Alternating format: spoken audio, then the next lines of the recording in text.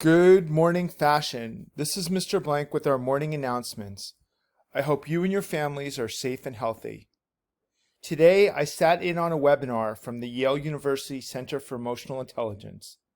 The title of the webinar was Regulating Emotions in Uncertain Times. The people that brought us the webinar are the same people from Yale that are behind the Mood Meter, our Emotions Matter classes, and the school's commitment to emotions mattering. The webinar began with data from a survey of 5,000 students since the coronavirus outbreak. The results confirm that we are now a nation living in the red and blue from the Mood Meter. As a reminder, red means high energy and low pleasantness, and associated with words like stress, frustrated, anxious, and overwhelmed.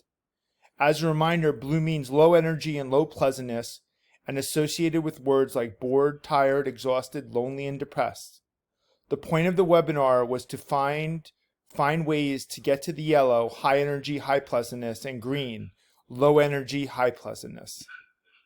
We began the webinar speaking about stress and how the coronavirus is unpredictable, uncontrollable, and sustained, which leads to high levels of stress.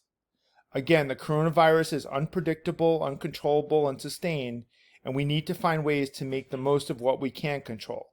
The webinar then focused on 7 ways to regulate emotions, self-regulate emotions in these uncertain times.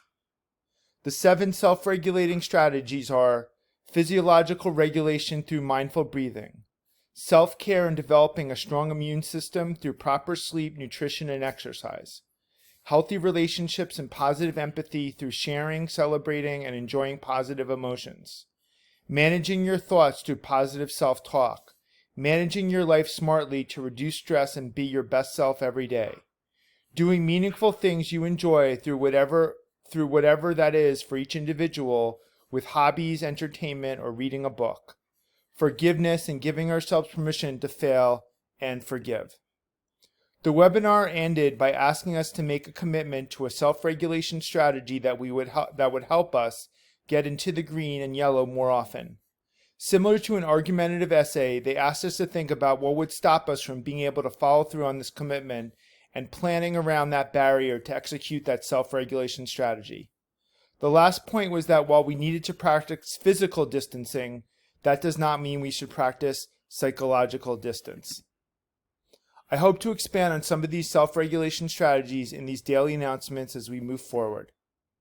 Today's classes will cover periods 1, 6, 7, 8, and 9. Remember that you can complete work and participate in discussions around a schedule that works for you.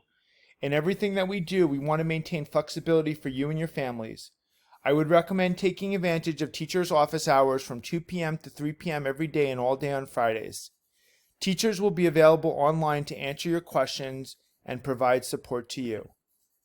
Make sure you join my Google Classroom in order to keep updated on everything that is going on with our remote learning. In addition to posting these daily announcements every morning, I will send out the Remote Learning Daily Attendance Google survey. Remember that communication is crucial to make this remote learning a success. Communicate with your teachers, counselors, or me if you do not understand something or need help. Last but not least is today's VTOD. Today's VTOD is the word notary. A notary, often known as a notary public, is someone legally empowered to witness signatures and certify a document's validity. This agreement was drawn up and verified by a notary. Again, today's VTOD is the word notary. A notary, often known as a notary public, is someone legally empowered to witness signatures and certify a document's validity. Thank you, have a wonderful day, and remember, the more you know, the more you will soar.